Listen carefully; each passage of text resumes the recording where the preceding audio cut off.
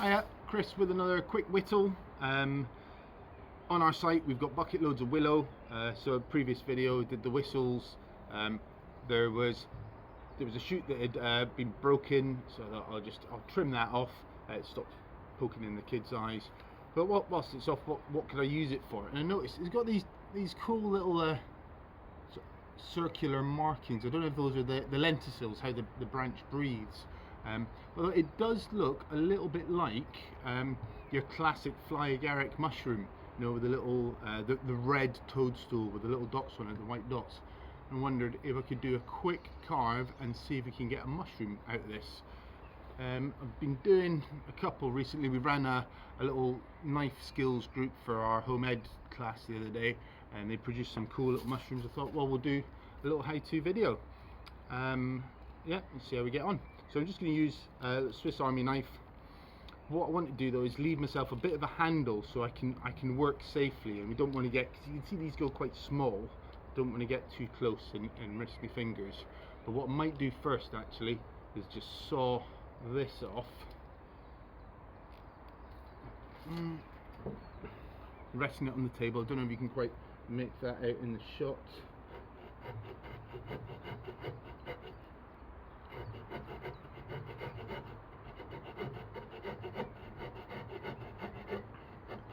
There we go. Alright, this time of year the bark's coming off really easily, so we're going to be careful not to rip that. What would have been a good idea is I'd use my knife and I'd wring the bark first, and that way when I cut it, it wouldn't have ripped. But now I've got this nice clean end to work with. There's a lot of sap in there, so the wood is a little bit slimy, a little bit slippery, so I'm going to use my buff and just dry that up a bit. What I want to do now is sort of shape the top of the mushroom. I'm going to do that just by chamfering or curving over the ends. Now you might have seen these at the side of the road. Guys do them with chainsaws. You get big ones to sort of go in the garden. These are just going to be a little ornamental. So I'll sit on the desk. You do a couple, do a little garden display, a little fairy garden. I think I'm going to go with, because the branch is quite narrow, I might go with quite a tall mushroom actually. So little controlled slicing cuts away from me. It's a lot easier to take off lots of little bits and try and do big bits in one go. And now a little rounded top. Round that off.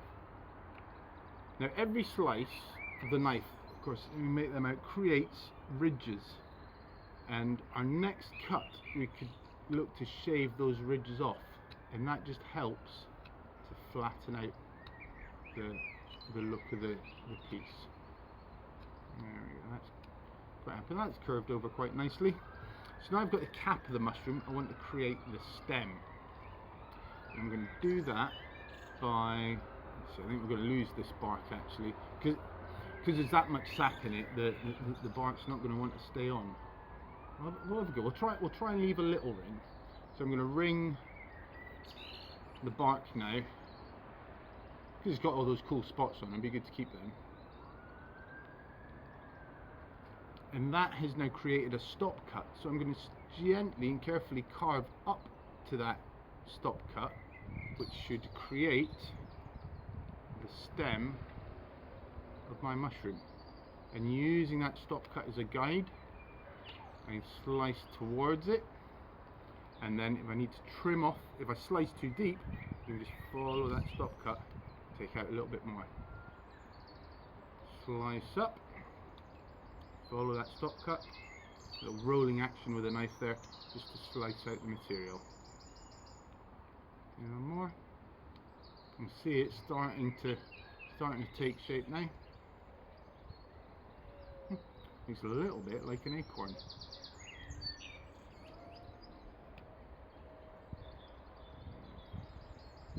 I'm just cleaning up as I go.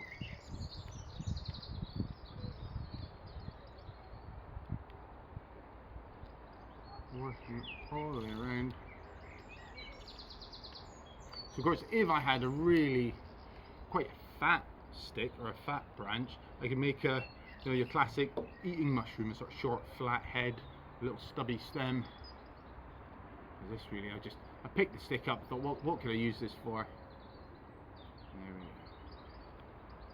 go. Tall stemmed mushroom. So again, just working up those ridges I created, removing them, smooth it out. And there we are. So there we have our little mushroom. So all I need to do now is cut the handle off. Make sure I give myself a nice flat base. So to stop the bark ripping again, so I've got a pretty piece at the end, I'm going to slice a ring through all the way around the bark like I did with the stop cut, and now I should safely be able to saw that away, producing a nice flat platform and leaving the bark on for aesthetics. Now I'm just going to turn around because last time it was a little bit awkward cutting at that angle.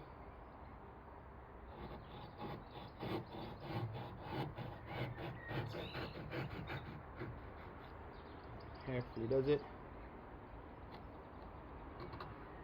Now that only took a few minutes. There you go. Quick little make. You end up with your cool little mushroom. So yeah, give that a go. If it works, share it, post it up, let us see how you get on. Yeah, thanks. Take care.